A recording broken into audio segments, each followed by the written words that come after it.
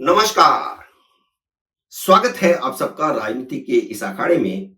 मेरा नाम है अजय सेठिया।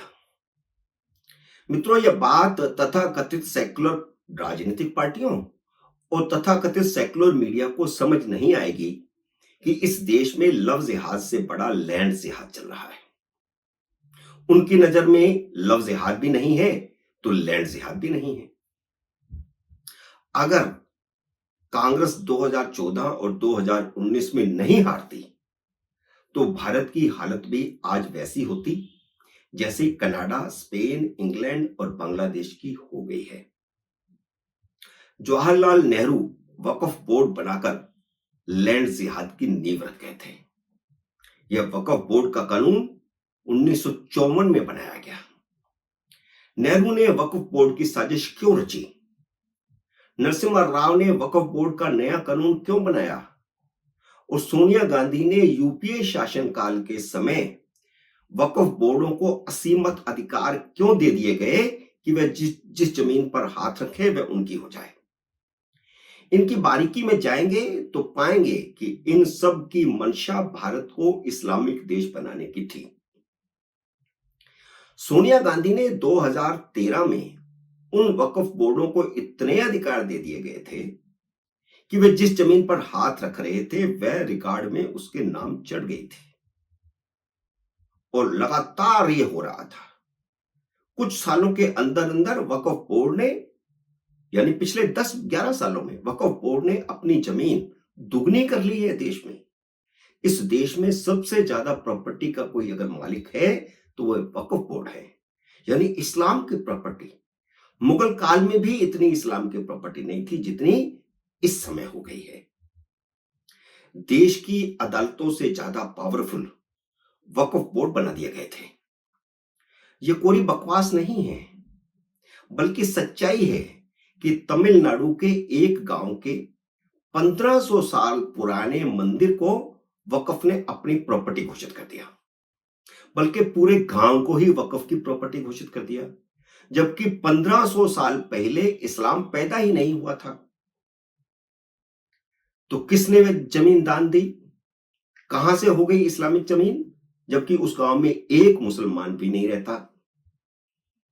तो ये जो सोनिया गांधी ने अधिकार दिलाया था ना वक्फ बोर्डों को, ये उसका नतीजा है। और यह एक उदाहरण नहीं है, ऐसे सैकड़ों उदाहरण हैं। इसीलिए 4.5 लाख एकड़ नई जमीन वक्फ बोर्डों ने अपने अधिकार क्षेत्र में ले ली है।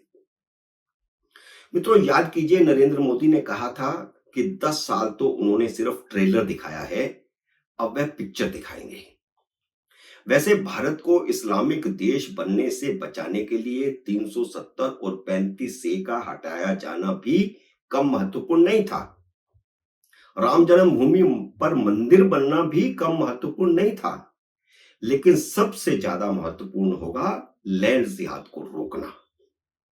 जो असीमित अधिकार उस कानून में दिए गए हैं वक्फ बोर्डों को, उन अधिकारों को वापस लेना। और यह छोटा मोटा काम नहीं है, यह बड़ा काम है। 370 जिस प्रकार संसद में पास करवाया गया था, यह उससे भी बड़ा काम है। योगी आदित्यनाथ ने लव जिहाद पर नकेल कसी है तो नरेंद्र मोदी ने लैंड जिहाद को रोकने के लिए कमर कस ली है। मोदी सरकार ने असीमित अधिकारों वाले वक्फ बोर्ड कानून में 40 संशोधनों का संकेत दिया है। खबर आई है कि कैबिनेट ने 40 संशोधन पास कर दिए हैं, लेकिन उसे तब सही माना जाएगा जब वह संसद के पटल पर बिल रखा जाएगा, ताकि वे हर किसी प्रॉपर्टी को वक्फ की प्रॉपर्टी न कह सके, उसे वक्फ की प्रॉपर्टी न बना सके और उस पर कब्जा न कर सके। मोदी ने सिर्फ मूड बनाया है, क्योंकि खबर तो नहीं आई है। खबर तो सिर्फ सूत्रों के हवाले से आई है, सरकार ने तो कोई घोषणा नहीं की है। इसलिए कह सकते हैं कि मोदी ने सिर्फ मूड बनाया है और उधर कानून से लाचार बैठे जजों की जुबान भी खुलनी शुरू हो गई है। मंगलवार की ही बात है, इंदौर का एक केस था। मध्य प्रदेश हाई कोर्ट में प्रॉपर्टी पर दावे का केस आया। वक्फ बोर्ड ने दावा किया कि यह प्रॉपर्टी हमारी है, इसको खाली करवाया जाए, ये कब्जाधारी जो है ना उसकी प्रॉपर्टी नहीं है। जस्टिस गुरपाल सिंह अहलूवालिया ने वक्फ बोर्ड के वकील से पूछा कि वक्फ बोर्ड को डिक्लेयर करने से पहले यह प्रॉपर्टी किसकी थी। तो वकील की सीटी पीटी गुल, बोलती बंद, क्योंकि वक्फ में तो वही प्रॉपर्टी आएगी ना जो किसी मुसलमान ने इस्लामिक कार्य के लिए दान दी हो। तो पहले तो यह बताना पड़ेगा ना कि किसकी प्रॉपर्टी थी, किसने दान दी। तो वकील की बोलती बंद, उन्हें कुछ पता ही नहीं था। जिस पर भड़कते हुए जज ने कहा कि भाई साहब, आप लाल किला भी ले लो, ताजमहल भी ले लो, कौन पूछता है। और ये बिल्कुल सच है कि 2013 के कानून में वक्फ बोर्ड को ये अधिकार दे दिए गए हैं कि वे जिस पर हाथ रख दे वह उसी का हो जाएगा, कोई पूछने वाला नहीं है इस देश में। और जज ने कहा कि कल को आप सारे देश को ही वक्फ की प्रॉपर्टी डिक्लेयर कर दोगे। जज सही बोल रहे थे। सोनिया गांधी ने मुसलमानों को लैंड जिहाद के लिए वक्फ बोर्डों को इतने अधिकार दे दिए हैं कि कुछ सालों के अंदर ही वक्फ की प्रॉपर्टी दुगनी हो गई है। 2013 में जितनी प्रॉपर्टी थी, कहा जाता है कि शायद 4.5 लाख एकड़, अब 9 लाख एकड़ हो गई है 10 साल के अंदर। अब आपके दिमाग में, आपके जहन में एक सवाल होगा कि वक्फ क्या है और इसका कानून क्यों बना। तो वक्फ का मतलब है इस्लामिक काम के लिए दान दी गई जमीन। उसके रख रखाव के लिए जवाहरलाल नेहरू ने वक्फ बोर्ड बना दिया। 1954 में कानून बना करके वक्फ बोर्ड बना दिया। जवाहरलाल नेहरू ने वक्फ बोर्ड बहुत ही बड़ी बदनीयती से बनाया था। अब उसका मैं खुलासा कर रहा हूं। असल में बंटवारे के समय जो मुसलमान अपनी प्रॉपर्टी छोड़ करके गए थे, उन्हें भारत में रह रहे मुसलमान वक्फ की प्रॉपर्टी बना रहे थे। जवाहरलाल नेहरू ने उन प्रॉपर्टी की देखभाल के लिए वक्फ बोर्ड बनाया। यह पूरी तरह गलत था। कायदे से ये जमीनें उन्हें मिलनी चाहिए थी जो पाकिस्तान को मिले इलाकों में अपनी जमीनें छोड़कर आए थे, अपनी हवेलियां छोड़कर आए थे, अपनी दुकानें छोड़कर आए थे। और करोड़ों रुपए की प्रॉपर्टी जो आज अरबों रुपए की होगी, वो छोड़ करके वहां से आए थे, बेघर होकर के आए थे। ये प्रॉपर्टी उनको मिलनी चाहिए थी। पाकिस्तान में तो मुसलमानों ने उन जमीनों, हवेलियों, कोठियों पर कब्जा कर लिया, यहां तक कि मंदिरों को तोड़कर मस्जिदें बना ली। लेकिन नेहरू ने पाकिस्तान गए मुसलमानों की जमीन को अल्लाह की जमीन घोषित कर दिया, जबकि इस्लाम के मुताबिक वक्फ की प्रॉपर्टी वही हो सकती है जिसे दान दिया गया हो।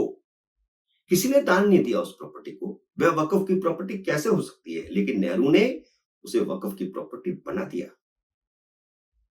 इस्लाम के मुताबिक दान दी गई जमीन ही वक्फ की प्रॉपर्टी हो सकती है, जो गरीब मुसलमानों के काम आए, इस्लाम के काम आए, इस्लामिक कार्य के लिए। खाली पड़ी प्रॉपर्टी तो सरकार की प्रॉपर्टी होनी चाहिए थी, लेकिन नेहरू ने उसे इस्लामिक प्रॉपर्टी बनाने के लिए कानून बना दिया। वह कायदे से सरकार की जमीन होती और सरकार उन लोगों को उसे बांटती जो वहां से उजड़ करके आए थे, और वहीं से फिर लैंड जिहाद की शुरुआत हो गई, जिसे बाद में नरसिम्हा राव ने और फिर 2013 में वक्फ बोर्डों को न्यायिक अधिकार देकर सोनिया गांधी ने सरकार ने लैंड जिहाद को हवा दी। सोनिया गांधी की सरकार ही थी। मनमोहन सिंह तो, जब से यह खबर आई है कि मोदी कैबिनेट ने वक्फ बोर्डों पर उतरने के लिए 40 संशोधन पास किए हैं, कैबिनेट ने पास किए हैं, तब से सेक्युलर जमात को दौरे पड़ रहे हैं। उन्हें वह सब कुछ समझ नहीं आ रहा है जो दुनिया भर में हो रहा है, जो हाल ही में बांग्लादेश में हुआ है। इन्हें समझ नहीं आ रहा कि बांग्लादेश में इस्लामिक कट्टरवादियों ने हिंसा के बल पर लोकतंत्र को हरा दिया है। अभी हाल ही में वहां चुनाव हुए थे।